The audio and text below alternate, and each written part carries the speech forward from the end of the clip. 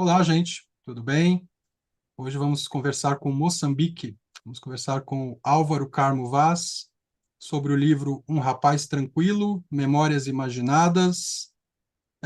Esse livro saiu numa edição moçambicana, duas edições, né? 2019 e 2021, pela editora Marimbique, e a edição portuguesa que saiu em 2023 pela editora Primeiro Capítulo em Lisboa. É um romance de 550 páginas. Seja muito bem-vindo, Álvaro. Muito obrigado, Ricardo. É um prazer estar consigo e com os que o seguem no Brasil, em Portugal e em Moçambique também. Muito Exato, obrigado pelo convite. em todos os lugares, né? Você Exato. poderia mostrar as capas do livro, Álvaro, antes da gente dar continuidade? Esta é a edição moçambicana, feita pela Maripic, com esta capa que vai buscar a imagem de um dos álbuns dos Beatles, o Revolver. Aham. Esta outra foi desenhada para a edição em Portugal. A edição foi que saiu o ano passado, 2023. Foi o primeiro capítulo. Bem bonitas as capas. Então, gente, é um romance, né, bastante extenso. Ele cobre um período de quase 30 anos e ainda se estende num epílogo chegando até 2016. Começa ali em 1966, então são um período extenso, né? Além de uma história de Moçambique, de uma história da África, de uma história do mundo, né? Pega o fim do período colonial, a independência de Moçambique, o governo da Frelimo, as guerras, as dificuldades na revolução, até chegar a uma espécie de fim da utopia. E por ser um romance bastante extenso, o Álvaro apostou assim num perfil bem documental para o livro. Então, eu diria que, para nós, principalmente no Brasil, que gostamos da literatura moçambicana e que conhecemos pouco dos processos históricos do país, seria essencial que esse livro estivesse circulando aqui também. Vamos fazer votos para isso, né, Álvaro? Eu gostaria, pode ser que esta nossa conversa ajuda que alguém no Brasil se interesse por uma edição deste livro aí no Brasil. Eu penso que seria interessante, não é? Por aquilo que ele tem de documental e permite conhecer melhor a história recente de Moçambique. É uma história Exato. bastante turbulenta. E que conhecemos muito à distância aqui, né? Com exceção, temos muitos especialistas na história moçambicana, né, que vão a fundo, mas para nós que lemos principalmente a literatura moçambicana, falta-nos esse embasamento num espectro mais amplo, né? E a par disso, o livro do Álvaro também é uma história de amor entre um casal, é uma história de amor a um país, é um retrato do engajamento de uma geração de jovens, né, que fez a Revolução Moçambicana acontecer, apesar de todas as dificuldades. O Álvaro Carmo Vaz, ele é de família goesa, tendo ido com os pais para Moçambique, em Lourenço Marques, no início dos anos 60. Ele tem formação em engenharia civil e publicações na sua área, principalmente, de hidrologia e recursos hídricos. E mais recentemente, Álvaro vem se dedicando à literatura. Além de Um Rapaz Tranquilo, ele publicou também o romance Os Lobos, Uma Família Goesa, e o livro de contos Aqui a Ópera, que tem histórias às voltas com as mesmas personagens de Um Rapaz Tranquilo. Depois falaremos disso também. É, Maravilha. Álvaro, eu queria começar perguntando para você o que te levou a essa busca desse tempo perdido, a essa escavação da memória, né? Você associaria isso também a uma condição moçambicana recente? Isto é, a possibilidade de acessar arquivos, a necessidade também do presente moçambicano se contar uma história que fique mais de fora dos protocolos de memória da exaltação da Frelimo, uma história mais aberta e mais contraditória, portanto. O que te levou a essa escavação da memória, nesse romance? Bom, Ricardo, isto tem muito a ver, a ideia, mim, como engenheiro, a dedicar-me a escrever um romance, ah, já numa idade avançada, eu já tinha 65 anos, pode e é um bocado estranha. Mas o que aconteceu foi o seguinte, e tem a ver com a história recente de Moçambique, que, como eu disse, é uma história turbulenta. Nós tivemos, a partir de 1964, a luta armada de libertação nacional, em oposição à guerra que era imposta pela potência colonial, que era Portugal, não é? Em Moçambique, em Angola, etc., nas várias colónias portuguesas. E o que acontece é que, nesse período que antecede a independência, vamos ser nesses anos, nesses 10 anos que antecedem a independência, e nos anos que se seguem à independência, há uma geração muito particular, que é de jovens que eram universitários ou tinham passado pela universidade, outros estariam nos últimos anos do ensino secundário, no liceu, ligados a Portugal, ligados a famílias portuguesas e que, imbuídos do seu amor por este país, por esta terra, não é? E talvez pela ideia da revolução, enfim, de uma sociedade mais equitativa, mais equilibrada, mais justa, optam por Moçambique. Portanto, entregam-se a Moçambique. Eles que já antes da independência, nos anos que antecedem a independência, de alguma forma tinham-se oposto ao fascismo em Portugal, ao colonialismo em Moçambique, depois da independência entregam-se inteiramente à construção deste novo Estado, né, com todas as dificuldades que isso implica. De alguma forma, é uma história em que os seus heróis são, digamos, estas pessoas, estes jovens anónimos, não é?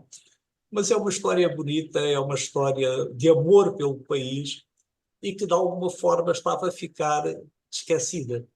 E eu achei que era mau que não ficasse algum testemunho do, do esforço que esses jovens fizeram, primeiro contra o colonialismo português e, a partir da independência, pela consolidação do Estado moçambicano, em que tiveram um papel bastante destacado. Portanto, eu resolvi que, se ia contar uma história, ela devia ser muito rigorosa do ponto de vista factual. E, portanto, passei 3, 4 anos a documentar-me.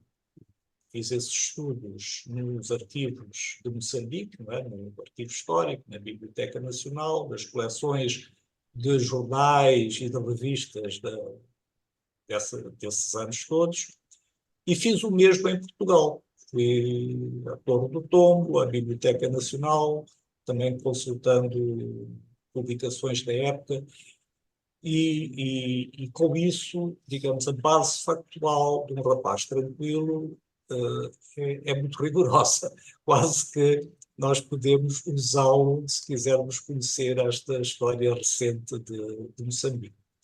E pronto, depois a escrita vai passando ano a ano, falando não só do que se passa em Moçambique e em Portugal, mas também daqueles acontecimentos no mundo que têm reflexos, digamos que no panorama de Moçambique e de Portugal, pelo menos nos anos até a independência, não é? E depois em Moçambique, daí para a frente. Portanto, esta foi a ideia que presidiu ao livro. Foi um livro que levou anos a ser trabalhado, não é? Três anos entre pesquisa documental, escrita, revisão, que é um processo também demorado, não é? Até ele sair na sua primeira edição em 2019. Não, perfeito. Eu conheço assim um tanto da história moçambicana, principalmente a partir da literatura moçambicana. E a história sempre vem, claro, recortada ali, né? A gente tem leitura, saiu no Brasil recentemente o Gungunhana, do Ungulani e Paca Angolano, Costa. Então, é aquele período. A gente tem o João Paulo Borges Coelho claro, passeando pelo país, né, e em cada romance, cada livro de exatamente. contos, abordando uma região, principalmente, Pois. um período. O seu livro, ao contrário, eu diria que o diferencial do seu livro é fazer esse panorama de uma forma cronológica muito acessível, né? Você faz uma recolha muito intensa e muito completa, né? De muitas categorias, né? Da política, da economia, da, meio ambiente em convulsão em Moçambique, da literatura, do que esses jovens assistiam, os lugares que frequentavam. Então, esse é uma enciclopédia, né? É um livro que a mim me deu satisfação de escrever, mas obviamente deu também bastante trabalho. Nós, enfim, quando vamos aos manuais de história, eles têm esse rigor factual, mas a mim parecem sempre esqueletos, não é? São factos, são datas, são algum enquadramento. Nós precisamos é de encher esse esqueleto com carne, com dinheiro, sangue a fluir, não é? Quer dizer, termos histórias que permitam contar essa história com H maiúsculo, não é? Para transformar o esqueleto numa coisa mais viva. Eu gosto muito desses autores moçambicanos que citou, quer o Ingolânia, quer o meu amigo João Paulo Borges Coelho. Portanto, sigo muito de perto a obra deles e, e em relação, por exemplo, a esse livro, o Gungunhana, acaba por ter duas partes, não é? Uma é o Alalapi, que se passa no tempo do Gungunhana mesmo, e a outra é as mulheres do imperador, não é? Há também agora, há pouco tempo, não é? O outro grande escritor moçambicano, Mia Couto, fez uma trilogia muito interessante chamada As Areias do Imperador, não é? Novamente à volta do Gungunhana, mas o meu livro, obviamente, é de uma época muito mais próxima, muito mais recente, mas que, infelizmente, começa a ser esquecida, começa a ser desconhecida, porque uma das coisas que me aflige é ver a nossa juventude liceal e universitária desconhecer factos importantes desta nossa história recente, não é? E, portanto, eu, enfim, tenho a vaga esperança que este meu livro, Um Rapaz Tranquilo, contribua para, de alguma maneira, colmatar essa falha, esse gap nesse conhecimento. Não é? Uma história que, de qualquer forma, é importante, não é? Como são todas as histórias dos países. Eu acho que muito do nosso tempo, isso não é um privilégio de Moçambique, digamos assim, é medido pelo contemporâneo, né? Então, hoje o contemporâneo é o tempo privilegiado e tudo se faz a partir dele, inclusive o obscurecimento ou esquecimento do próprio passado, né? Você me escreveu passando o seu percurso biográfico, né? A gente trocou alguns e-mails e você escreveu lá que hesitou sobre como ia apresentar essa informação e acabou optando pela forma do romance, e daí você constrói essas figuras, né, essas personagens, o Pedro e a Guida, um casal que se conhece, que se enamoram ali a partir do liceu, né, e seguem a vida ali até 2016. Não vou dar spoiler aqui, mas mais ou menos nesse andamento da coisa. Como é que foi essa opção pelo romance, né? Você tinha pensado em outras formas de apresentação? Tinha, quer dizer, o que eu fiz, como disse há bocadinho, a minha ideia é que era preciso deixar testemunho desta geração, que foi uma geração especial, que se opôs ao colonialismo ainda antes da independência, teve um papel muito importante na consolidação do Estado moçambicano após a independência e que, de alguma forma, esse papel estava a ser esquecido, estava a ser negligenciado. E, portanto, recolhi, fiz todo esse trabalho de recolha documental, porque queria que esse testemunho que eu queria escrever tivesse rigor. Portanto, ninguém pudesse apontar o dedo e dizer não, isto não foi assim, ou não foi nesta altura, foi mais tarde. Portanto, isso foi uma coisa que eu fiz questão. Mas depois tinha uma quantidade de documentação, tinha livros que tinha lido, tinha artigos, tinha, enfim, reportes de jornais, de revistas, e às tantas assustei-me, dizer como é que eu apresento isto? Porque eu não sou sociólogo, não é? Eu não tenho essa especialidade da história, eu sou um engenheiro civil que escreveu muitos artigos científicos, não é? Das áreas da engenharia, das estruturas, da gestão da água, mas uma escrita literária é completamente diferente. E a única coisa que eu tinha a meu favor, para além dessa documentação toda que tinha recolhido, é que eu sempre li muito. Eu, desde criança em Goa, era um leitor, muito mais do que a minha irmã, os meus primos, que preferiam ir brincar, subir as árvores, e eu ficava entretido a ler, também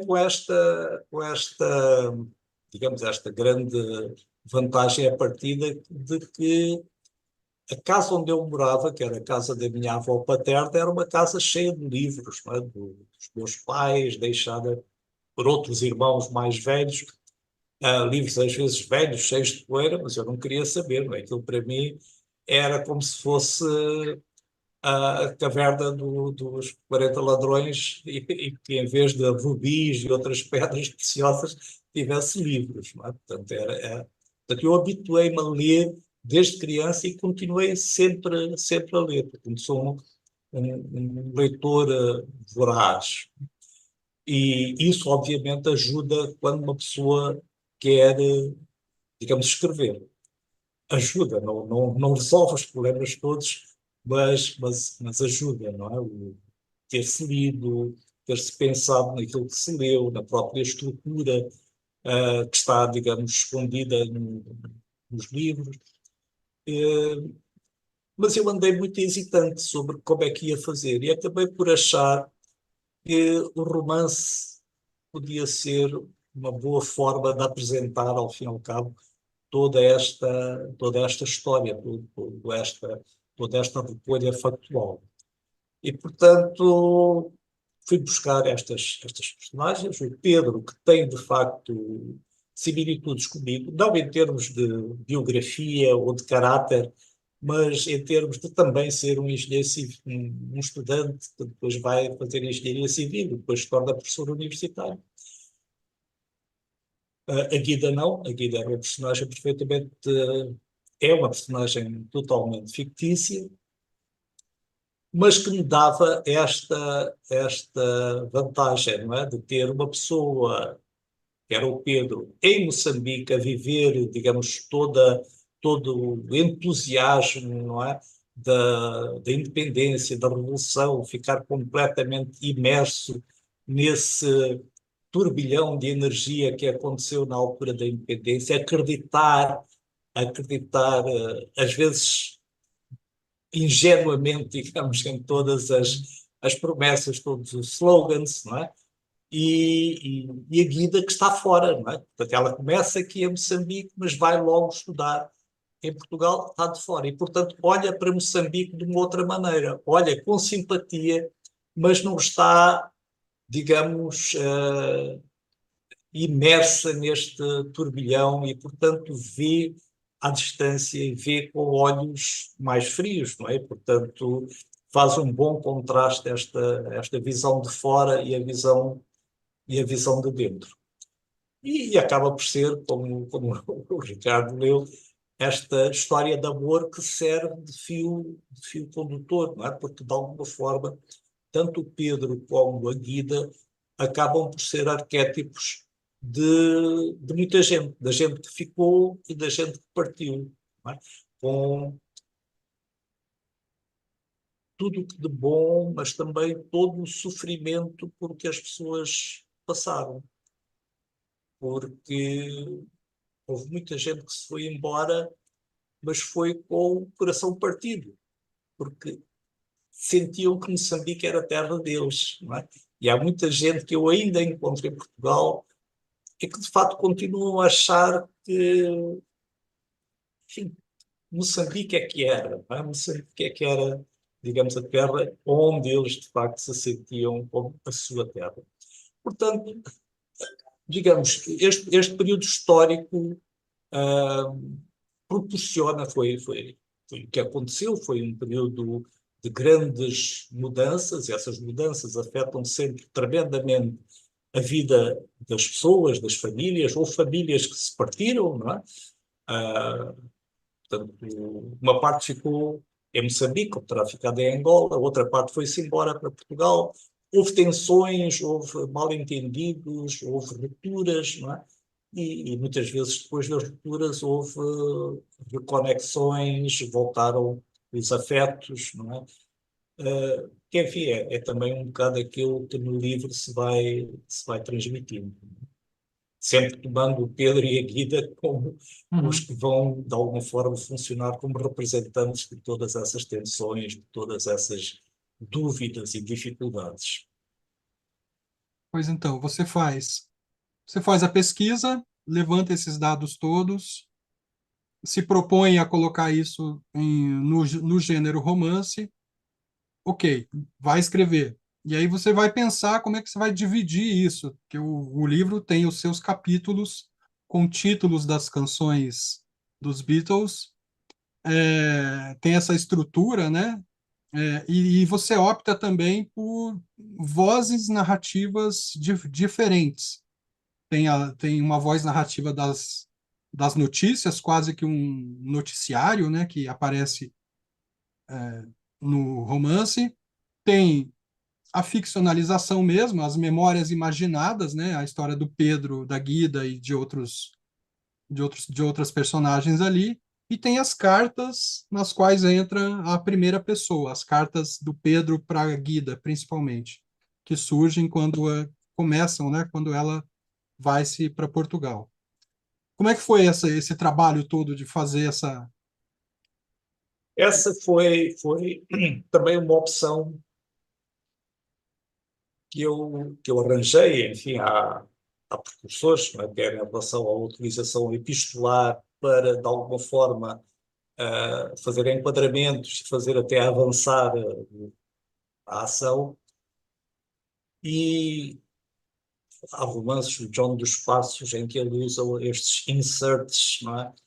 de notícias, não é? Uhum, E, portanto, isso pareceu-me uma boa técnica e eu usei, inclusive, tipos de letras, não é? Arranjos tipográficos para diferenciar o que eram notícias da imprensa que aparecem de uma forma seca, não é? Objetiva, daquilo que é, digamos, a ficção narrada sobre o Pedro, a Guida, os amigos deles, os envolventes, e depois a parte das cartas, não é? São sobretudo a Guida não escreve, é sobretudo o Pedro, não é? Que derrama nessas cartas o seu pensamento e em parte também o seu amor, não é?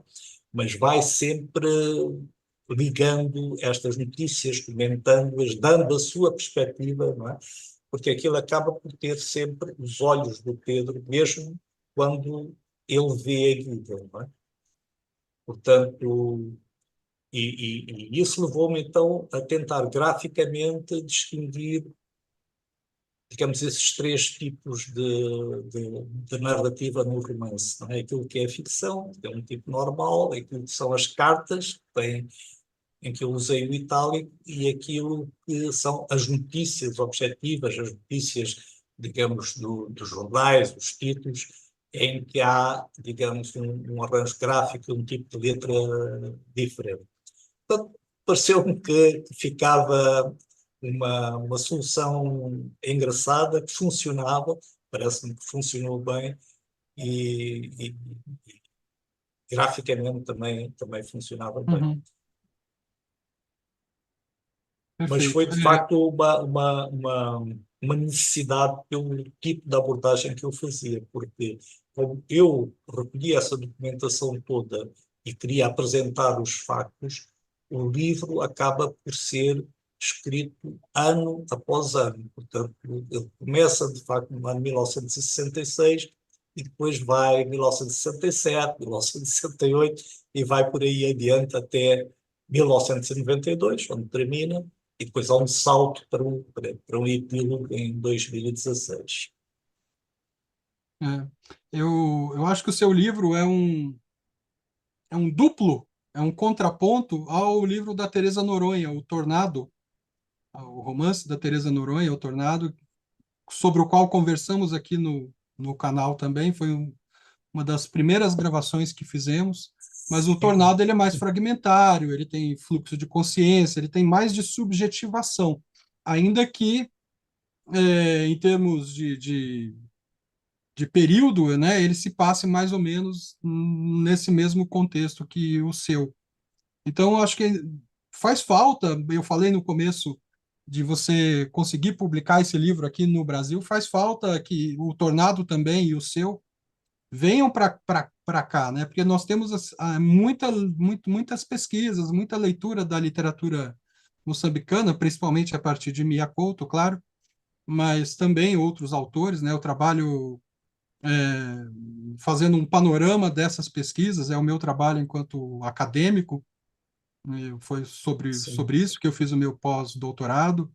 Então, faz falta, de fato, essas abordagens que você e a Teresa possibilitam sobre esse período, que, de certo modo, não foi abordado por outros autores, né? Eu É, li o livro desculpa pois interrompê-lo, não.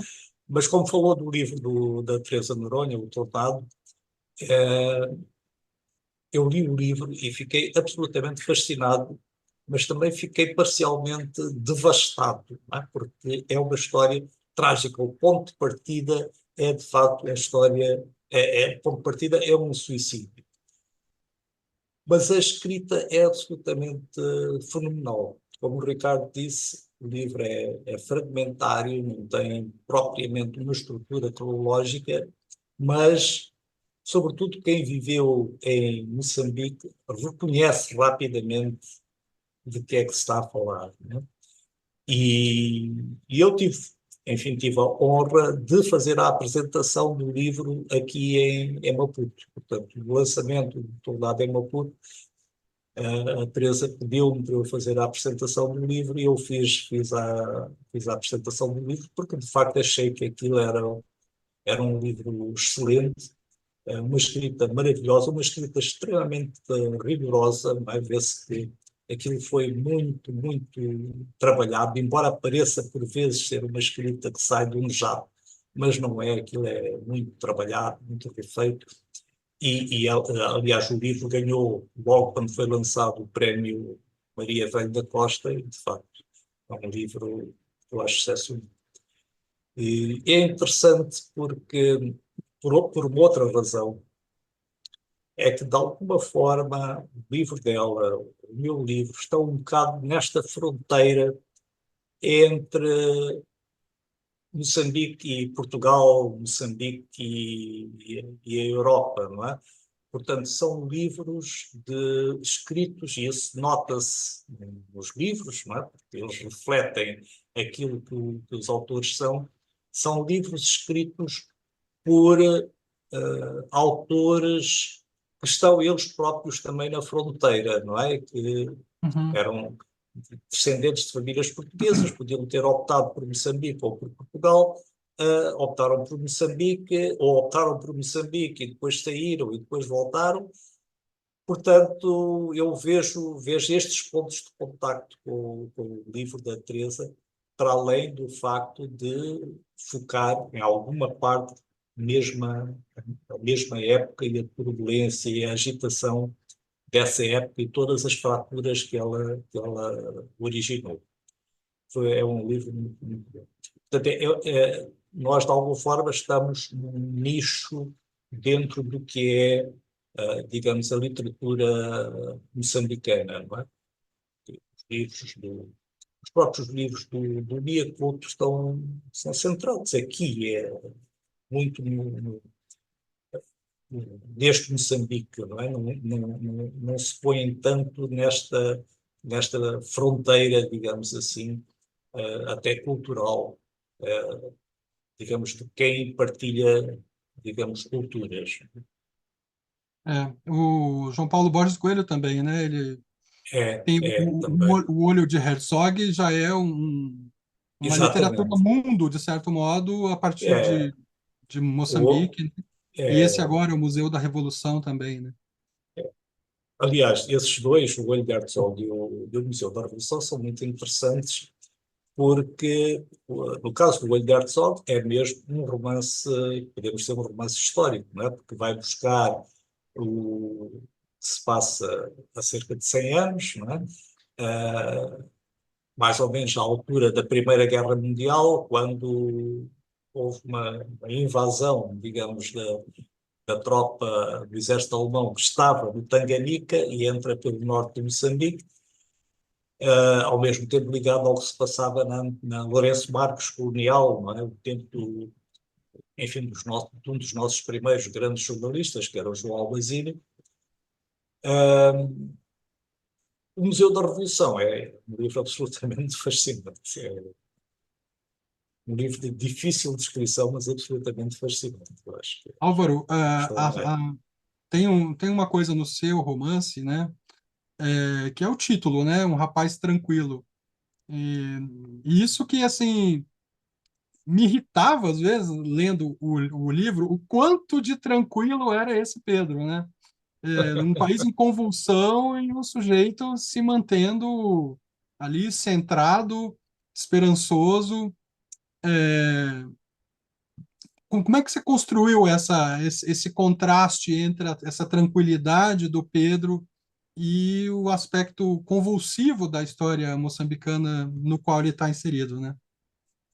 Eu acho que o Ricardo já foi diretamente ao ponto, porque de facto, eu não vou dizer que pensei em tudo isto antes, mas o meu editor, que foi um editor fantástico, Nelson de Saúde, que é ele próprio um grande escritor, um homem que grande cultura e que zela pela memória, não é? Pela memória cultural do país, é um homem preocupado com isso. Ele foi um excelente editor de Um Rapaz Tranquilo, mas não gostou nada do título. Achou o título uma coisa horrível e eu fiz um bocado de fim-capé. De alguma forma, o título acaba por ser até uma certa provocação. Que, como é que é um rapaz tranquilo no meio, digamos, destas mudanças radicais, não é, que se passam em Moçambique, a independência, a revolução, depois a guerra, depois o acordo de paz e o que vem a seguir. Como é que é possível ser tranquilo, não é?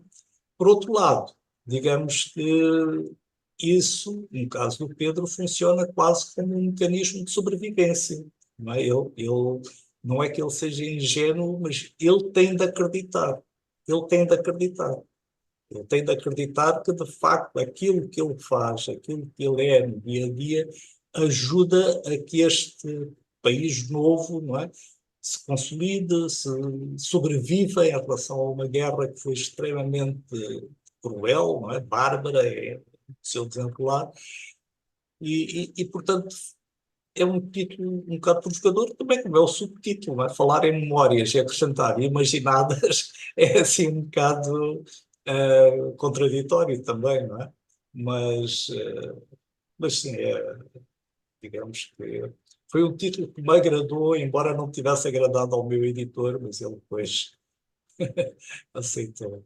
mas as contradições é que são o sabor da literatura, né? Acho que é por Pois, aí um pouco. Mas veja, eu achei verossímil essa condição tranquila do Pedro, principalmente por ele ser um sujeito da universidade, né? Por ele ser uma personagem que, ainda que engajado no processo revolucionário, sempre viveu sob a redoma da universidade.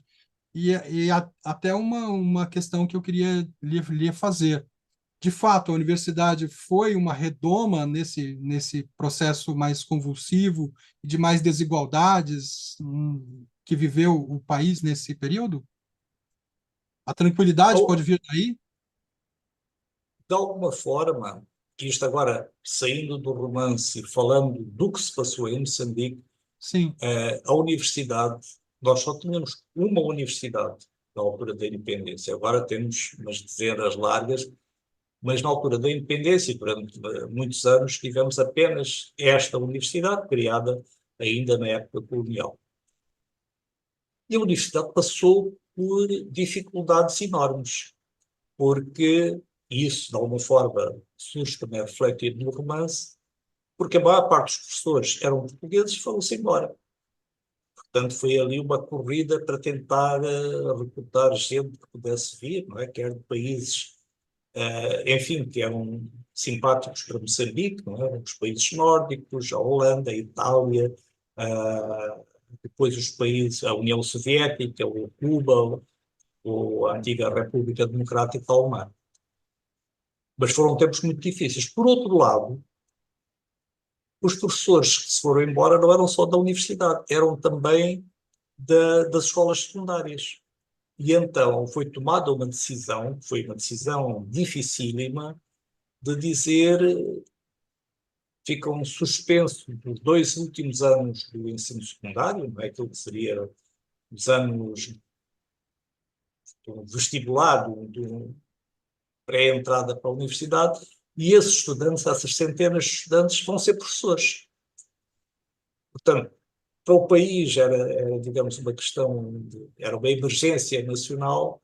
Para aqueles jovens, para muitos deles, há de ter sido duríssimo, não é? Muitos deles eram jovens de 16, 17 anos, não é? E saíram da casa dos pais, foram para sítios muitas vezes inóspitos e ficaram um bocado entregues a si próprios e deram o melhor de si. Portanto, isso, de alguma forma, está refletido num rapaz tranquilo. Mas eu devo dizer que também, não sei se isso aparece tão bem no romance, mas na vida real, aquilo que se passou naqueles anos, a universidade era um sítio bastante calmo, portanto, com muito menos agitação, com muito menos situações que por vezes surgiam de arbitrariedades, prepotências, abusos. E nesse aspecto tivemos muita sorte. Isto muitas vezes tem a ver com pessoas, não é? Nós na universidade tivemos muita sorte porque o governo, não é? O Partido Frelimo colocou lá uma pessoa fantástica, um historiador, o professor Fernando Ganhão, um humanista, um homem com uma cultura enorme, que sabia o que era uma universidade e de alguma forma protegeu a universidade. Tinha a vantagem de que ele era muito amigo do Presidente da República, do Presidente Samora Machel, e, portanto, de alguma forma conseguiu isolar a universidade, isolar no sentido de, de a proteger, entre aspas, não é? Não que ele não tivesse promovido a ligação muito maior da universidade com a sociedade, com as empresas, com os camponeses, o irmos ao campo, fazermos atividades no campo, não é? Aprendermos com os camponeses, transmitirmos aquilo que já sabíamos, não nesse aspecto, e a universidade abriu-se, tornou-se diferente do que era a universidade no tempo colonial, mas ele protegeu a universidade no sentido de garantir que não havia, digamos, abusos, prepotências que surgem sempre nestes tempos de mudanças muito radicais e de grandes transformações sociais, como aconteceu em Moçambique nesses anos imediatos a seguir à independência. Não é? Portanto, desse ponto de vista, sim, julgo que se sente de alguma maneira, não é?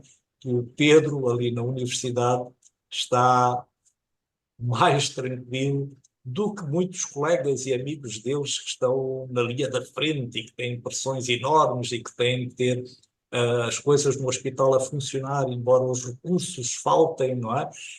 Têm que ter as coisas a funcionar na área da construção, embora os recursos faltem, e, portanto, dessa maneira, de alguma forma, ele é um, um privilegiado, não é? Que lhe permite manter-se calmo e, enfim, nesses anos difíceis que se atravessam. Sim, Claro que ele sim. não fica, não se consegue, nem quer eximir-se as dificuldades que foram acontecendo no país, sobretudo por causa da guerra, não é? Da guerra que começou primeiro quando, cumprindo uma decisão das Nações Unidas, Moçambique encerrou as fronteiras com a Rodésia, que é o atual Zimbábue, não é? E depois continuaram com toda a agressão do regime do apartheid da África do Sul, não é? Por destruição de infraestruturas, enfim, uma verdadeira catástrofe. E Sim, isso, sim. obviamente, afetou toda a gente, não é? Porque, mesmo os da universidade passaram mal nesses anos, não é? Em termos de, digamos, do seu dia a dia. Pois é. Você falou da África do Sul, né? O romance, ele é um romance moçambicano, mas ele também se expande, né, para fazer uma história da África no período, e para fazer uma história da indústria cultural também, né? Tem essa presença muito forte, não só dos títulos dos capítulos a partir das canções dos Beatles, você ainda não falou disso, a gente precisa falar disso, mas também do que se assistia, né, nos cinemas, do que se Sim, lia naquele período. sim, Você faz sim, um sim, panorama muito interessante nesse sim, sentido.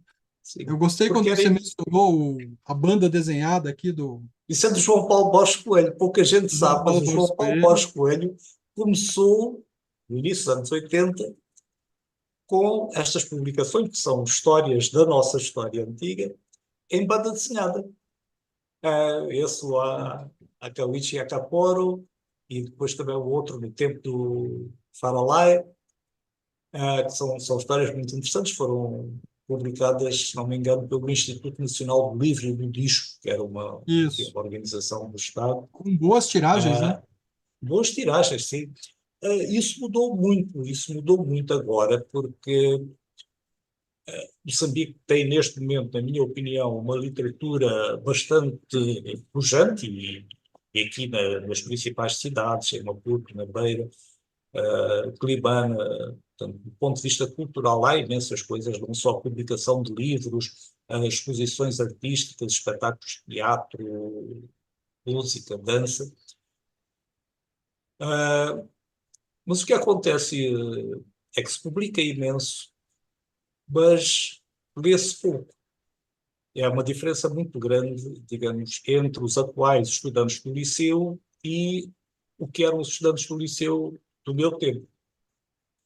Um amigo meu disse em jeito de piada, não é, que Moçambique tem mais escritores do que leitores, mas de facto fazem-se tiragens muito pequenas e o livro demora imenso a sair, a vender-se.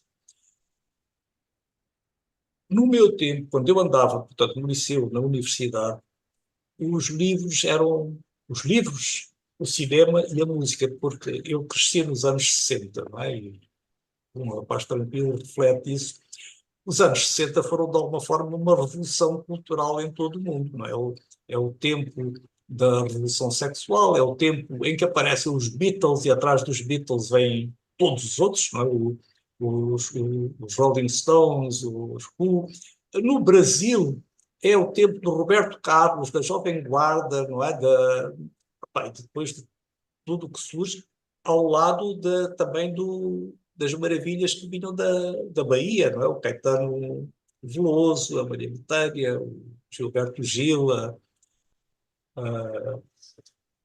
Índia, que agora não estou a lembrar o nome. A Gal O Costa, Brasil não tem é? A uma Gal presença Costa. grande no romance, né? A produção É, cultural é, brasileira está muito presente no romance. é, porque era para nós. Nós começamos.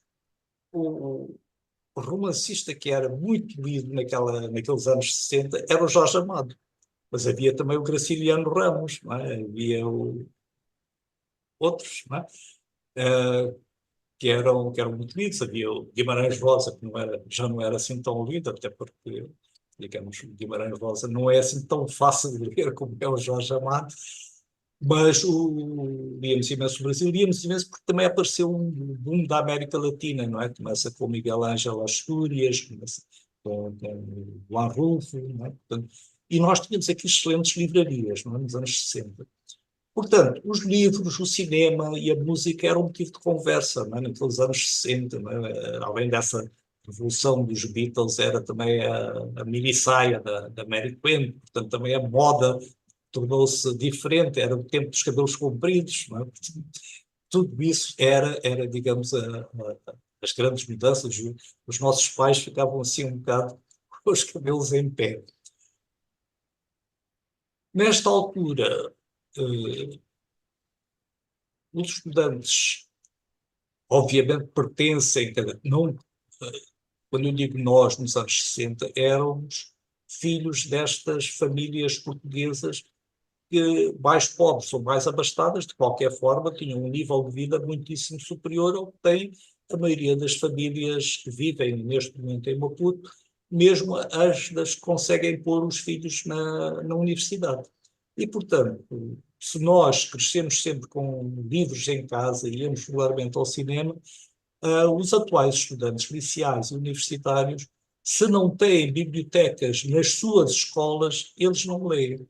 E mesmo quando têm bibliotecas nas escolas, têm de ser induzidos a ler. Porque eu perguntava aos meus alunos do terceiro, quarto ano da universidade que livros é que tinham lido e muitos deles diziam que nunca tinham lido um romance ou uma peça de teatro ou um livro de poesia. Não é? Isso aflige-me bastante, não é? Porque eu acho que os livros nos abrem os horizontes, não é? Dão-nos a conhecer outros mundos, outras épocas, não é?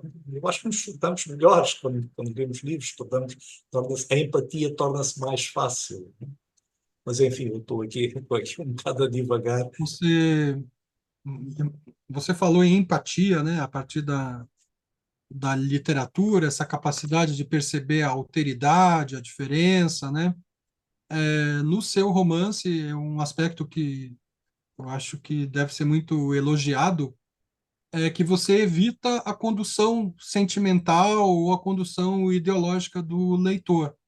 Eu acho que isso provém também do fato de você apresentar os dados, né? Você faz esse trabalho de documentação, traz esses dados, coloca o Pedro e a Guida em pontos opostos, de certo modo, em muitas das conversas deles, né?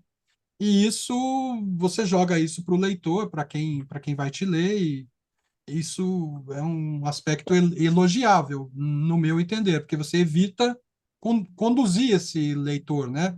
Ser pedagógico nesse sentido da opinião, né? Da deliberação sobre o que de fato aconteceu com a história. É algo que eu tenho a te elogiar aqui. Obrigado. Porque de facto é mais fácil ir por um caminho unidirecional. Quer dizer, não, nós temos que nos tentar usar os sapatos do outro, não é? Temos que tentar meter-nos na pele do outro, porque senão não há possibilidade de diálogo se nós não tentarmos de facto estar abertos para aquilo que o outro nos quer dizer. Se nós estivermos absolutamente fechados na nossa posição, nós é que sabemos, esse não nos vai levar a lado nenhum. Não é? E eu tenho essa posição, ela reflete-se na forma como o livro é apresentado e digamos, este casal que tantas vezes está em oposição, que é o Pedro e a Guida, uh, são um bom reflexo, uma boa representação disso. E eu acho que esse é um dos pontos importantes até no mundo atual, não é? O mundo atual, a ideia que de facto nós passamos a ver o outro sempre como inimigo e nunca como digamos, um adversário que terá as suas razões, mas que nós devíamos procurar entender também, não é? Ver se podemos estabelecer pontes. Parece extremamente importante. Tá? Talvez você pudesse falar, Álvaro, sobre o livro Aqui a Ópera, que tem histórias justamente que partem dessas personagens. Também falar sobre o epílogo de Um Rapaz Tranquilo. Então, a impressão que dá a partir desse livro, Aqui a Ópera, né? É, que eu não li ainda, e o próprio epílogo, é que as memórias são infinitas, né? Vão se acumulando e o bichinho da Mas, literatura te mordeu e você já não consegue mais ficar sem abordar. aqui a ópera é um livro diferente, o Rapaz Tranquilo, é um livro de histórias, histórias curtas, e que eu acabei por organizar. Elas não foram escritas pela ordem em que aparecem, eu acabei por organizá-las no livro, num contexto cronológico, digamos assim. As primeiras histórias têm a ver com o meu tempo em Goa, não é? Portanto, a minha infância e juventude em Goa. Depois, as histórias seguintes passam-se ainda no Lourenço Marques colonial, e depois são as histórias do pós-independência, quer a fase do entusiasmo, quer a fase, digamos, daquilo que nós dizemos que é a descida à terra, não é? Tínhamos a cabeça nas nuvens, mas agora descemos à terra. E, portanto, segue essa cronologia. De alguma forma, este aqui, a ópera, tem aspectos de autobiografia, seguem muito o meu percurso, não é? Embora não seja uma autobiografia, mas seguem muito o meu percurso de vida. E aparecem, eu de alguma forma, digamos que, talvez por ter passado muitos anos com o Pedro e a Guida, não é? A, a, a desenhar as personagens, depois a escrevê-las, não é? Depois, uh, tornou-se-me difícil libertar-me deles e, portanto, eles aparecem outra vez numa série de histórias do Aqui à Ópera. E, e sim, quer dizer, como eu disse, eu sempre fui um grande leitor. Agora que me atrevi, digamos, a aparecer como escritor, isto de facto depois umas coisas vêm atrás das outras, não é? E a gente começa a pensar numa outra história, ou começa a pensar numa ideia para uma novela, e, e pronto, depois, então, depois de Um Rapaz Tranquilo, saiu este aqui à ópera, não é? Que são 30 e tal histórias. E o ano passado saiu um novo romance. Este também é um romance que cobre uma época bastante alargada, vai de 1940 a 1980, grosso modo, portanto são 4 décadas, mas é centrado sobre famílias goesas que emigraram para Moçambique, porque Goa, não é, na Índia, está, digamos, do lado leste do Oceano Índico e nós estamos na parte oeste do Oceano Índico, e havia, de facto, um trânsito muito fácil entre Goa e Moçambique. A comunidade de goesa em Moçambique era relativamente grande, e isso então deu-me esta ideia para fazer este novo romance que se chama Os Lobos. Mas sim, pronto, isto, depois de se quebrar essa barreira de dizer, pá, isto é uma obra literária, não é para ti, a partir do momento em que escrevi e o livro teve um relativo sucesso, até de vendas aqui em Moçambique, e em Portugal agora, então, pronto, agora continuo a atrever-me. Os Sim, leitores sim, julgarão.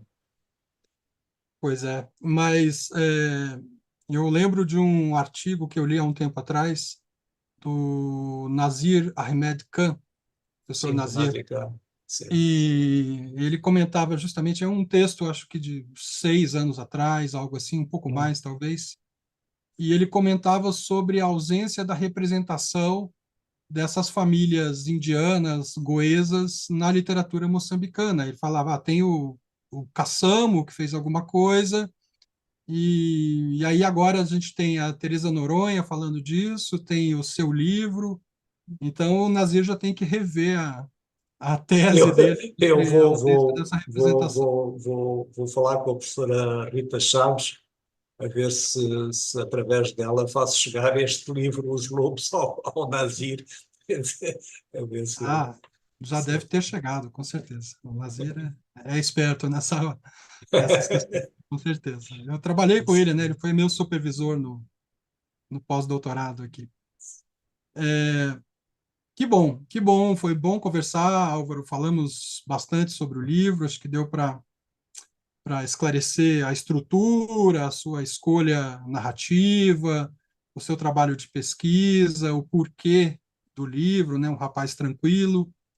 A gente tinha pensado de talvez fazer uma leitura de um trecho. O que que você acha de fazermos agora, Eu, eu, talvez? eu gostaria, eu ia lhe pedir, Ricardo, se me dá tempo para isso, Claro que dá. ler dois trechos. Não são trechos longos, porque o livro, eu quando escrevi o livro e tinha o livro praticamente pronto, ele terminava em 1992. E Uhum, porquê 1992? Porque é o ano em que foi assinado o Acordo de Paz entre o governo da Frelimo e o partido armado que se lhe opunha, que era a RENAM, e que deu aquela guerra que durou imensos anos e que foi muito destruidora. E, portanto, o uhum, livro acabava bem, com o acordo de paz, com a esperança toda de que Moçambique, enfim, pudesse realizar todo o seu potencial. Mas isso depois não aconteceu, continuou a haver guerra, as coisas não correram bem, e eu acabei por acrescentar um epílogo que se passa em 2016 e que é um epílogo, de alguma forma, da desilusão. Portanto, eu o que gostaria era de ler um, esse primeiro final, uhum. 1992, e depois o Sim, final de 2016. tá bom. Então, em 92, isto passa-se, portanto, no fim do ano de 92, e é assim. Passaram a noite do fim do ano tranquilamente em casa. Terminado o fogo de artifício e os foguetes a saudar o novo ano, o silêncio foi-se instalando. As crianças dormiam, Dona Conceição tinha-se retirado para o seu quarto e Guida e Pedro sentaram-se nos degraus da escada para o quintal, abraçados. É uma bela sensação esta de entrar no novo ano sabendo que a guerra terminou, que acabaram os tiros. Talvez agora possamos ter o Moçambique com que Samora nos fez sonhar, sem miséria, um país bom para todos os moçambicanos. Não vai ser fácil, Pedro, não vai ser nada fácil. Moçambique está num estado muito pior do que na altura da independência, com a imensa gente deslocada, com toda a destruição da guerra, a economia de rastros. Sim, mas vamos ter bastante ajuda de países amigos. Mesmo com a ajuda, Pedro, vai ser complicado reconstruir tudo e andar para a frente. Ainda por cima com a corrupção que parece estar a aumentar. Muita coisa pode correr mal, meu amor. Não tires os pés do chão, já te estou a ver com a cabeça nas nuvens. Falou a minha Cassandra. Pedro sorriu, apertou-a contra o peito. O futuro não está escrito. Já sei, somos nós que o fazemos. Guida interrompeu risonha. Ergueu a taça de vinho e brindou. Ao Moçambique dos teus sonhos. Portanto, isto era o final de 1992, e se calhar o livro podia ter acabado aqui. Mas Uhum. depois salta-se para um pequeno epílogo em 2016, porque as coisas de facto não correram bem, correram bastante mal, e esse epílogo estão os dois na Ponta do Ouro, que é uma bela praia que nós temos aqui no sul de Moçambique, e estão a conversar, e no final, enfim, já é a desilusão. Pedro não a deixou continuar, perdera a sua habitual bonomia. Como é possível, depois de todo o sofrimento por que passamos, voltarem os tiros, haver gente inocente morta em emboscadas em estradas?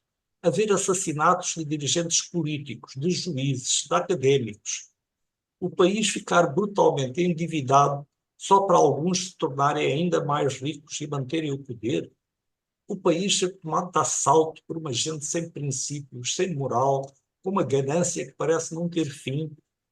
E esta arrogância, esta ostentação, este exibir da riqueza, sem problemas de consciência, apesar de terem ao lado a miséria abjeta da grande maioria.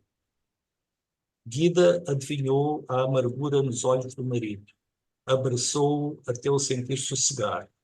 Disse: vocês todos acreditaram na utopia, esforçaram-se para torná-la realidade. Teria sido um milagre. Não aconteceu, mas vocês deram tudo por esse sonho, meu amor. Podem olhar para trás com orgulho. Apesar do que se está a passar agora, o que vocês fizeram foi importante, valeu a pena. Lembra-te da mensagem de Cavafi a Ulisses. Ítaca deu-te a bela viagem. Forçou-a a encará-la, disse com ar solene: Pedro, prometo que nunca me vais deixar sozinho. Jura? Insistiu, como fazem as crianças. Jura que não me deixas sozinha?